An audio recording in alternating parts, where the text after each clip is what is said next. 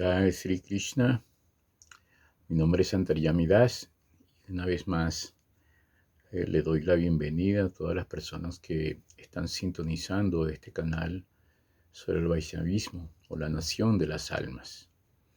En los videos anteriores estuve hablando ya sobre la existencia del alma, el karma, la reencarnación, explicando todos estos puntos para poder ir llevándolos en orden de manera que el estudiante o la persona que se encuentre interesada pueda ir aprendiendo de un modo organizado. Y en esta oportunidad voy a hablar específicamente sobre la posición del alma eh, en su condición de eternidad. Voy a hablar también un poco sobre la posición de Dios en relación con el alma.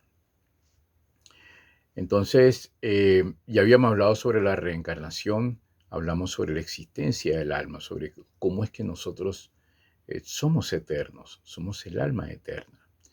Pero ahora bien, todos nosotros, independientemente de la existencia que tengamos, tenemos digamos, una posición, o sea, permanente.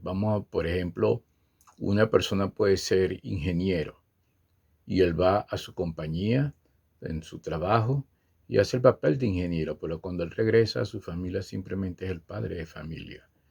Él no puede ir a hacer el papel de ingeniero en su hogar. Su familia lo ve simplemente como ¿cómo se llama? Como un miembro más. En este caso sería el padre o la madre, cualquiera que sea el caso. El asunto es que similarmente nosotros tenemos una posición constitucional. Cuando digo nosotros, por y repito, el alma. Para entender esto, voy a dar un ejemplo del agua. El agua, por ejemplo, tiene una condición natural y se llama constitucional porque no puede ser cambiada. El agua en su posición natural es líquida. Puede ser que con la asociación con el medio ambiente, si es muy caliente o muy frío, a veces el agua se vuelve dura o hielo y a veces toma la forma de gases, que es lo que son las nubes o gases en su forma más simple. Pero cuando nosotros pensamos en agua, simplemente es líquida. Esa es su posición constitucional, nosotros no la podemos cambiar. Entonces, similarmente, el alma eterna, el alma espiritual, tiene una posición permanente y es la de sirviente. Esa posición no la podemos cambiar. Naturalmente, en este plano material, esa palabra suena como muy desventajosa, pero en el plano espiritual, esta es la posición más privilegiada que nosotros podemos tener. Para entender esto, encontramos que no importa la condición que nosotros tengamos en el mundo material, posición de poder o la posición digamos, de un rey o de un gobernante, siempre de una u otra forma vamos a estar sirviendo a alguien. Un rey puede ser muy poderoso, hablando de un rey, pero él está sirviendo a su familia. Él en última instancia es un sirviente de la población, o un presidente más todavía, en cualquier momento lo remueven. Entonces, el asunto es que somos sirvientes en cualquier condición en que estemos. Una persona puede casarse y en teoría, por lo menos, la relación de amor es de servicio mutuo. Pero él quiere servir. De hecho, en la posición más elevada del amor espiritual, su manifestación práctica es la del servicio, que la persona, en otras palabras, podemos decir, a quien tú amas, tú le quieres servir. Si tú no le quieres servir a quien tú amas, entonces eso no es amor. Así que el alma condicionada tiene una posesión y es la de sirviente. Inclusive si una persona en el mundo material dice, no, yo no voy a servir a nadie. Yo me voy a convertir, digamos, no sé, en un dictador, alguien de mucho poder, y quiero que todo el mundo me sirva. Cuando una persona toma esta posición, entonces él automáticamente tiene que empezar a exterminar sus rivales, porque sabe que los rivales en cualquier momento lo pueden remover también. Entonces, la posición de sirviente, que es la idea de todos esos ejemplos, es que está allí, es permanente. No podemos nunca sostener una posición, digamos, de amos permanentemente. Es más fácil, es más sencillo, por decirlo así, inclusive si nosotros somos amos, pensar en cómo servir en forma de protección a las personas que, digamos, que estén en este caso bajo nuestra jurisdicción. Esa es la posición del alma condicionada y es permanente y nosotros no podemos cambiar eso. Pero ¿quién nos da esto? ¿Por qué precisamente la posición de sirviente? O sea, ¿por qué no nos dieron la posición de amo? En primer lugar, todos no podemos ser amos. Es más fácil que todos sirvan a un interés común que a que todo el mundo sea amo y no haya nadie a quien nos pueda servir, por decirlo así. Entonces, o hay un amo o un solo interés común, y todos somos sirvientes, pero lo contrario realmente no es posible. ¿Por qué? Porque es como cuando uno tiene digamos, uno tiene un lago. Si uno tira una piedra a un lago, donde cae la piedra, se crea un centro y ese centro produce varios tipos de ondas hasta que chocan con la orilla. Pero si tiramos varias piedras, se crean varios centros. ¿Y qué sucede con las ondas? Las ondas chocan entre sí. Entonces, la inteligencia del Supremo es extraordinaria en ese sentido. Es más fácil servir a un solo interés común y una persona y el resto, pues por decirlo así, servimos a ese interés común. Pero, ¿quién es esa persona? ¿Cómo, cómo nosotros podemos negar, o sea, o pretender decir que esta condición que nosotros tenemos en el presente fue el resultado de una explosión que hubo X millones de años atrás? O sea, como si la explosión tuviera la capacidad de producir inteligencia y todas las condiciones que nosotros tenemos hoy en día. Como si la explosión tuviera la capacidad o el caos tuviera la capacidad de crear tal cosa como una ley que exige que la Tierra se pueda mover de cierta y determinada forma para que el Sol, por decirlo así, aparezca por el este y no por el oeste. No es que nosotros podemos decir, no, nosotros somos muy poderosos y vamos a cambiar esa ley. Vamos a poner la Tierra a girar al revés para que el Sol empiece a aparecer por el oeste. Similarmente encontramos cantidades de leyes dentro de la naturaleza, como el hecho mismo de que nosotros estamos sujetos a la parte inexorable del tiempo. El tiempo nos está matando, el tiempo está acabando con nuestra condición de vida actual. Estamos sujetos no podemos eliminar eso. Similarmente hay tantas otras leyes. El hecho de que el mar llega hasta cierta posición, el hecho de que los vientos soplan en ciertas y determinadas direcciones y cuando cambian de dirección se crean tormentas por los efectos de la luna, etcétera, etcétera. Entonces, el asunto es que de una u otra forma nosotros estamos sujetos bajo leyes, pero las leyes no aparecen por sí mismas. Si nosotros vamos a una calle y alguien nos pregunta por qué tenemos que parar cuando la luz roja está al cruzar una calle con el vehículo. Pues porque es una ley que fue. Ley significa que alguien la hizo. Las leyes no aparecen por sí mismas. Entonces, bien sea que nosotros no veamos digamos, a la persona que hizo estas leyes universales. El hecho de que las leyes están allí. ¿Cómo lo podemos negar? Como Isaac Newton, que una vez hizo una pequeña copia del universo y entonces se la mostró a unas personas y las personas él le dijo, ¿qué harían ustedes si yo les digo que esto apareció solo? Te diría, no, eso es absurdo, eso lo hiciste tú. Similarmente, o sea, tenemos el macrocosmos, ¿cómo nosotros podemos pensar que apareció solo? Que la forma en que se mueven los planetas para crear las estaciones, las diferentes estaciones, es algo casual. Primero que la casualidad no existe. O sea, por ejemplo, si nosotros tenemos una moneda y la tiramos, puede ser que nosotros podemos decir casualmente cayó cara, ¿no? O cara o sello. Pero para que esto ocurra, primero tiene que haber una persona que la tire. Y segundo, si la moneda sigue cayendo, por ejemplo, en la forma de sello, para que en un momento caiga cara, tiene que haber varios eventos. Y a través de esos eventos es que en un momento dado cae de cierta y determinada forma. Entonces, inclusive en ese punto no hay casualidad, tiene que haber una serie de eventos que hacen que la supuesta casualidad se comporte de cierta y determinada forma. Pero ¿quién está detrás? Puede ser que con nuestra inteligencia nosotros podamos poner un satélite a flotar en la atmósfera, pero esta persona suprema tiene la capacidad de poner a flotar trillones de planetas en el universo, incluyendo el Sol, etcétera, etcétera. La ciencia tiene el derecho a negarlo como quiera, eso no importa.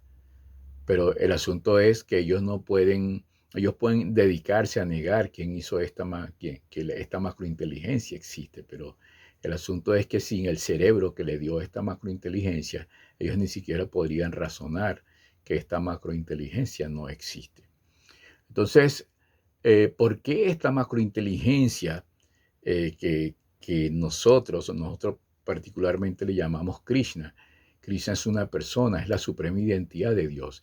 Y en el común de la gente le llama a Dios. Pero en cualquier caso es correcto en el sentido de que Dios existe, está allí. Es más fácil en todas las circunstancias probar que Dios existe que probar que Dios no existe. Porque no hay forma, no hay una evidencia de decir que yo no veo a Dios es una prueba de que no existe. Es completamente absurdo. Hay cantidades de cosas que nosotros no estamos viendo en el presente y eso no significa que no están existiendo en otro lugar. Entonces, el Señor Supremo, Dios, Krishna, Él crea a la entidad viviente como sirviente, pero ser como sirviente, ser la posición de sirviente, como expliqué anteriormente, no es porque necesariamente es una condición desfavorable o desprivilegiada. No, es como en el caso, por ejemplo, de una familia, cuando un padre y una madre, buenos padres, buenas madres, tienen hijos, ¿para qué los quieren tener? ¿Por qué? No los quieren tener para oprimirlos, para destrozarlos, para hacerlos ir por mal camino. No, los quieren tener para como algo maravilloso que les haga compañía, de quien ellos pueden darle todo lo que quieren, la mejor educación, etcétera, etcétera. Se tienen los hijos con esa condición. Similarmente, la creación del Señor es de esa manera. No se trata de que nosotros estamos en una condición desfavorable. Pero ahora bien, esa posición donde el mismo Dios, aun cuando Él crea a entidades vivientes que están en una posición constitucional de sirviente, aún así Él mismo está tomando la posición de sirviente. Porque, porque en la relación de amor que también está en el plano espiritual, lo que hay es una relación de servicio. Dios también ama a las entidades vivientes, pero no es culpa de Dios que las entidades vivientes en un momento dado le quieran dar la espalda. Y esto sucede desde tiempo inmemorial. Es un asunto que vamos a tratar más adelante en otros videos, pero el asunto es que la posición del Señor Supremo de Cristo hacia las entidades vivientes simplemente es la de también darles a la entidad viviente todo lo que necesitan para ser feliz.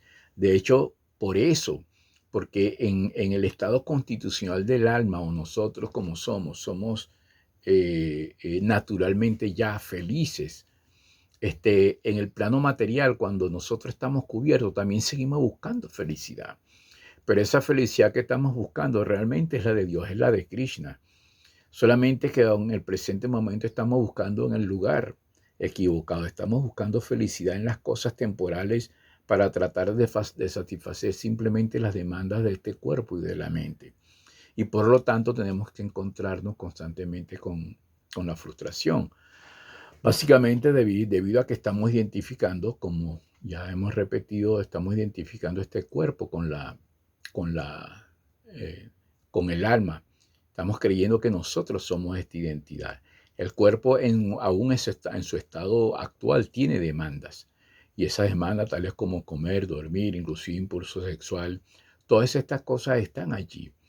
Pero el proceso, lo que se llama el proceso de Bhakti Yoga, está hecho y determinado de tal manera que estas actividades se puedan satisfacer y aún así uno poder liberarse del cautiverio material y llevarnos de nuevo a esa posición constitucional como parte y parcela de Dios y como sirvientes eternos al Señor Supremo.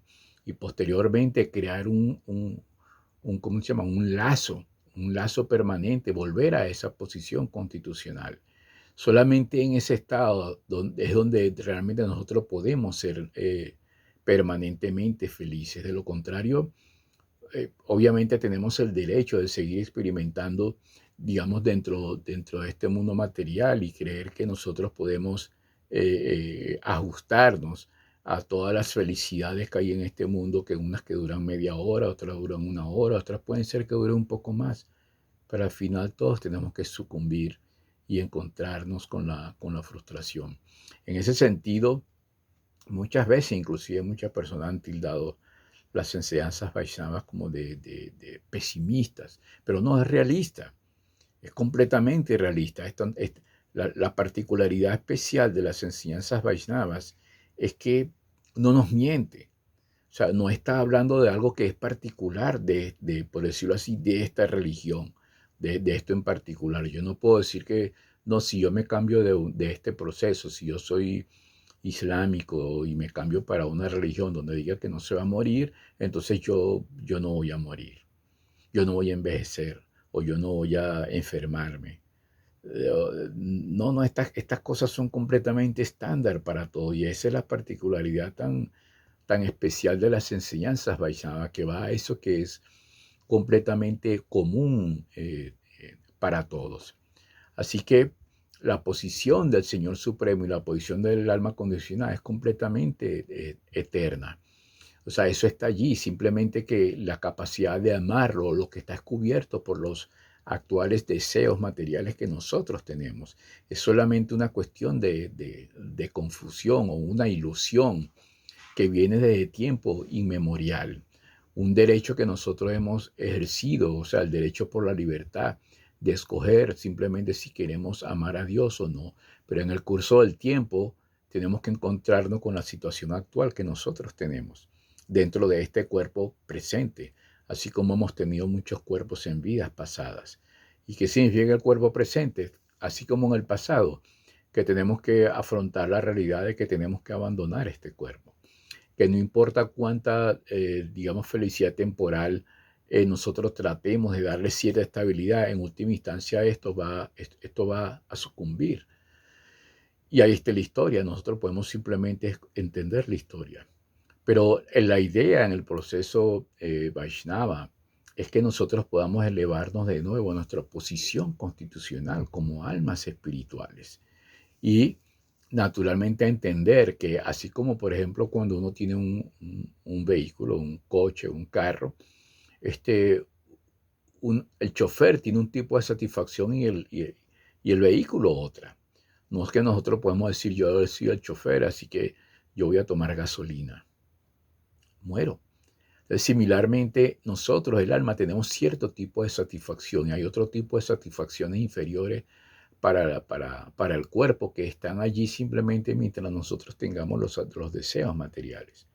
Pero la idea del proceso de Bhakti Yoga, es tratar de purificar nuestra existencia gradualmente hasta que estas cuestiones que nosotros estamos tratando de entender en el intelecto pasen a la experiencia. Pero es un proceso gradual. En la medida que nuestra comprensión se va haciendo más profunda acerca de estos puntos, entonces un día pues hay un proceso para eso, un camino a seguir que se llama técnicamente Bhakti Yoga o la ciencia de la devoción, de cómo despertar de nuevo nuestra relación con Krishna, nuestra relación con Dios.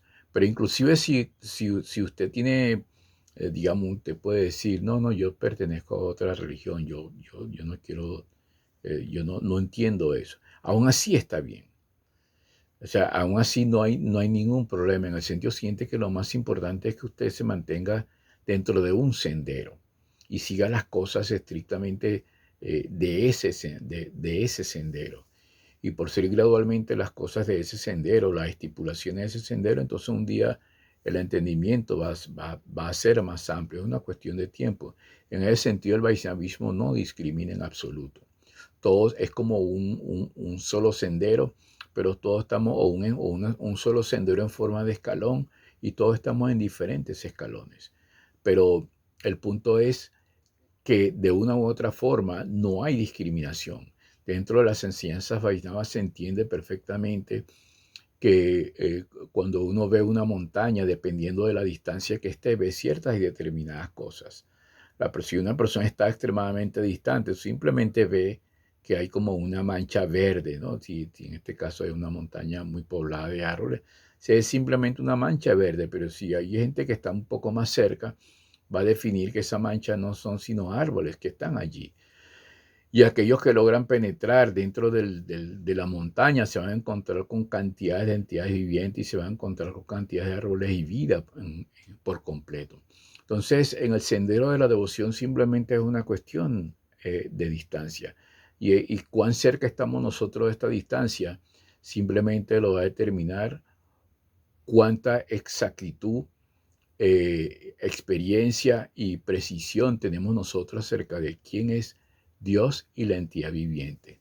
O sea, cuán exacto es y sobre todo cómo ajustar nuestra vida de tal manera que nosotros podamos